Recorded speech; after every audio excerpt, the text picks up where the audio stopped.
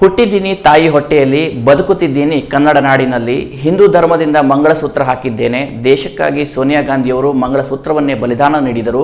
ಮಂಗಳಸೂತ್ರದ ಬಗ್ಗೆ ಮಾತನಾಡುವ ಪ್ರಧಾನಿ ಮೋದಿಗೇನು ಗೊತ್ತು ಅದರ ಮಹತ್ವ ಎಂದು ಉತ್ತರ ಕನ್ನಡ ಲೋಕಸಭಾ ಕ್ಷೇತ್ರದ ಕಾಂಗ್ರೆಸ್ ಅಭ್ಯರ್ಥಿ ಡಾಕ್ಟರ್ ಅಂಜಲಿ ಲಿಂಬಾಳ್ಕರ್ ಅವರು ಖಾರವಾಗಿ ಪ್ರಶ್ನಿಸಿದ್ದಾರೆ.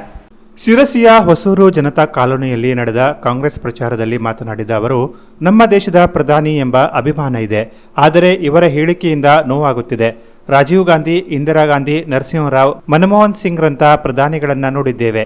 ಇವರ ವಾಟ್ಸ್ಆಪ್ ಯೂನಿವರ್ಸಿಟಿಗೆ ಬಳಸೋ ಮೊಬೈಲ್ ಕೊಟ್ಟಿದ್ದು ನಮ್ಮ ರಾಜೀವ್ ಗಾಂಧಿ. ಗರೀಬಿ ಹಠಾವೋ ಘೋಷಣೆಯನ್ನ ಇಂದಿರಾ ಗಾಂಧಿ ಅವತ್ತೇ ಕೊಟ್ಟಿದ್ದಕ್ಕೆ ಈಗ ಎಲ್ಲರೂ ಹಾಫ್ ಚಡ್ಡಿಯಿಂದ ಫುಲ್ ಚಡ್ಡಿಗೆ ಬಂದಿದ್ದಾರೆ ಎಂದರು. 10 ವರ್ಷದಿಂದ ಕೇವಲ ನಾನೇ ಎಂಬುದು ದೇಶದಲ್ಲಿ ನಡೆಯುತ್ತಿದೆ. ಅಯೋಧ್ಯೆಯಲ್ಲಿ ರಾಮ ಮಂದಿರ ಆಗಬೇಕೆಂದು ಸುಪ್ರೀಂ ಕೋರ್ಟ್ನಿಂದ ರಾಜೀವ್ ಗಾಂಧಿ ಪ್ರಧಾನಿಯಾಗಿದ್ದ ಸಮಯದಲ್ಲೇ ತೀರ್ಪು ಬಂದಿತ್ತು.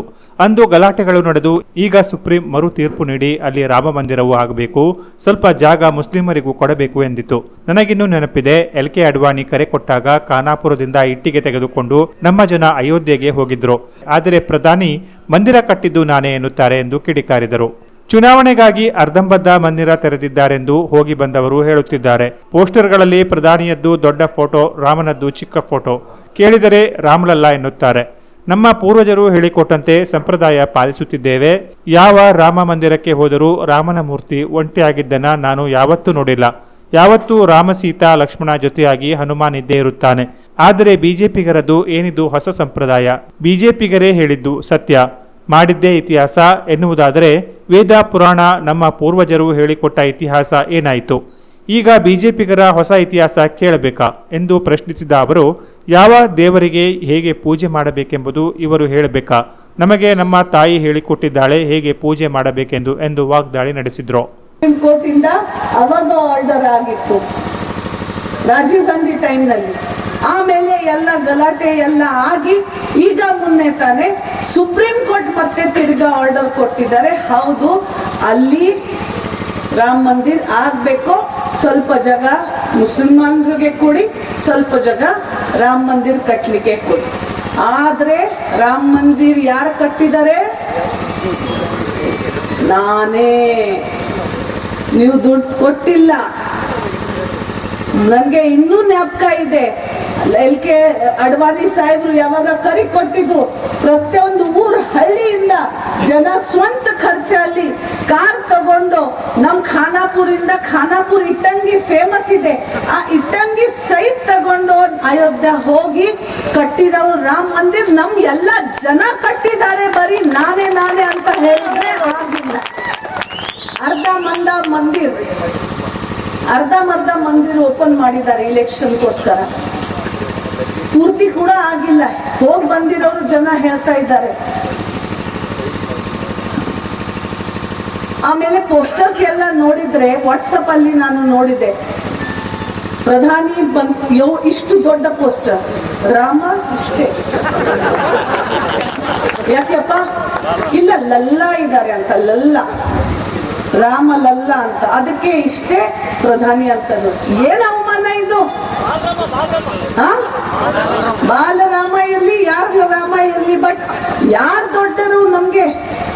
ಇಂಥ ನಮ್ ದೇವ್ರಿಗೆ, ಛತ್ರಪತಿ ಶಿವಾಜಿ ಮಹಾರಾಜ್ಗೆ, ಜಾತಿ ಧರ್ಮಗೆ ಬೆಂಕಿ ಹಾಕೋದು ಕೆಲಸ, ರಾಜಕಾರಣಕ್ಕೆ ತರೋದು ಕೆಲಸ ಬಿಜೆಪಿ ನಾಯಕರು ಮಾಡ್ತಾರೆ. ಯಾಕೆಂದ್ರೆ ಅವ್ರ ಕಡೆ ತೋರ್ಸ್ಲಿಕ್ಕೆ ಮಾಡ್ಲಿಕ್ಕೆ ಯಾವ್ದು ಬೇರೆ ಕೆಲಸ ಇಲ್ಲ.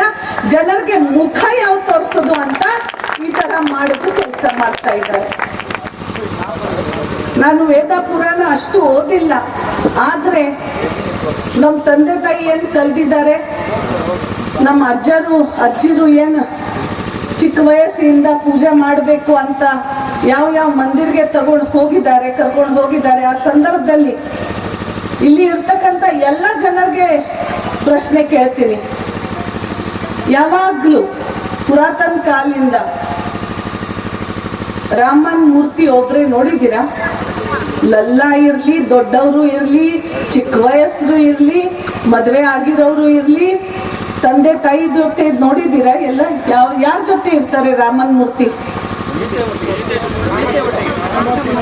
ಯಾವಾಗಲೂ ಸೀತಾ ಮತ್ತೆ ಲಕ್ಷ್ಮಣ ಜೊತೆ, ರಾಮ ಸೀತಾ ಲಕ್ಷ್ಮಣ ಕೆಳಗಡೆ ಹನುಮಾನ್ 4 ಜನ. ಯಾವುದು ರಾಮ ಮಂದಿರ ನೀವು ಹೋಗಿ, ಯಾವುದು ಏನಿದು ಹೊಸ ರಚನೆ? ಬಳಿಕ ಶಾಸಕ ಭೀಮಣ್ಣ ನಾಯ್ಕ್ ಮಾತನಾಡಿ, ಕಾಂಗ್ರೆಸ್ 60 ವರ್ಷಗಳ ಸಾಧನೆಯನ್ನ 10 ವರ್ಷಗಳಲ್ಲಿ ನಾನು ಮಾಡಿದ್ದೇನೆಂದು ಪ್ರಧಾನಿ ಸುಳ್ಳು ಹೇಳುತ್ತಿದ್ದಾರೆ. ಸ್ವಾತಂತ್ರ್ಯ ಹೋರಾಟದಲ್ಲಿ ಬಿಜೆಪಿಗರು ಯಾರಾದರೂ ಪಾಲ್ಗೊಂಡಿದ್ದಾರಾ? 6 ಬಾರಿ ಶಾಸಕರಾಗಿ ಗೆದ್ದು ಶೂನ್ಯ ಸಾಧನೆ ಮಾಡಿದ ವ್ಯಕ್ತಿಯನ್ನ ಅರಣ್ಯ ಅತಿಕ್ರಮಣದಾರರಿಗೆ ರಕ್ಷಣೆ ನೀಡುವ ಬಗ್ಗೆ ಸೊಲ್ಲೆತ್ತದೆ. ಕಸ್ತೂರಿ ರಂಗನ್ ವರದಿಯ ಕುರಿತು ಚಕಾರವೆತ್ತದವರನ್ನ ಮೋದಿ ಅಭ್ಯರ್ಥಿಯನ್ನಾಗಿ ಮಾಡಿದ್ದಾರೆ. ಅಭಿವೃದ್ಧಿ ಮಾಡದ ಅವರನ್ನು ಕಳೆದ ಚುನಾವಣೆಯಲ್ಲಿ ಮನೆಗೆ ಕಳುಹಿಸಿದ್ದೀರಿ. ಮುಂದೆ ಇನ್ನಷ್ಟು ಅಭಿವೃದ್ಧಿಗೆ ದೇಶದಲ್ಲಿ ನೆಮ್ಮದಿ ಇರಬೇಕಾದರೆ ಮತ್ತೆ ಕೇಂದ್ರದಲ್ಲಿ ಕಾಂಗ್ರೆಸ್ ಸರ್ಕಾರ ಅಧಿಕಾರಕ್ಕೆ ಬಂದರೆ ಮಾತ್ರ ಸಾಧ್ಯ. ಬಿಜೆಪಿಯದ್ದು ಸ್ವಾರ್ಥ ಭ್ರಷ್ಟ ಸರ್ಕಾರ. ಬಣ್ಣ ಬಣ್ಣದ ಮಾತನಾಡಿ ಧರ್ಮಗಳ ನಡುವೆ ಬೆಂಕಿ ಹಚ್ಚಿ ಅಧಿಕಾರಕ್ಕೆ ಬಂದದ್ದು ಬಿಜೆಪಿ ಎಂದು ವಾಗ್ದಾಳಿ ನಡೆಸಿದರು. ಈ ಸಂದರ್ಭದಲ್ಲಿ ಬ್ಲಾಕ್ ಕಾಂಗ್ರೆಸ್ ಅಧ್ಯಕ್ಷ ವಸಂತ ನಾಯ್ಕ್, ಪ್ರಚಾರ ಸಮಿತಿ ಅಧ್ಯಕ್ಷ ವೆಂಕಟೇಶ್ ಹೆಗಡೆ ಹೊಸಬಾಳೆ, ಗ್ಯಾರಂಟಿ ಪ್ರಾಧಿಕಾರದ ಅಧ್ಯಕ್ಷ ಕೆಜಿ ನಾಗರಾಜ್, ಯೂತ್ ಕಾಂಗ್ರೆಸ್ ಅಧ್ಯಕ್ಷ ಪ್ರಶಾಂತ್ ನಾಯ್ಕ್, ಪ್ರಮುಖರಾದ ಆರ್ಎಂ ಹೆಗಡೆ, ವಿಎನ್ ನಾಯ್ಕ್, ಜಯರಾಮ್ ನಾಯ್ಕ್, ಚಂದ್ರು ಕಾನಡೆ, ಲೀನಾ ಫರ್ನಾಂಡಿಸ್, ಬಾಬು ನಾಯ್ಕ್, ಸುರೇಂದ್ರ ದಫೇದಾರ್, ಇಂದಿರಾ ನಾಯ್ಕ್, ಲಲಿತಾ ನಾಯ್ಕ್, ಮನೋಹರ್ ಮುಂತಾದವರು ಉಪಸ್ಥಿತರಿದ್ದರು. Canara plus news, Sirsi.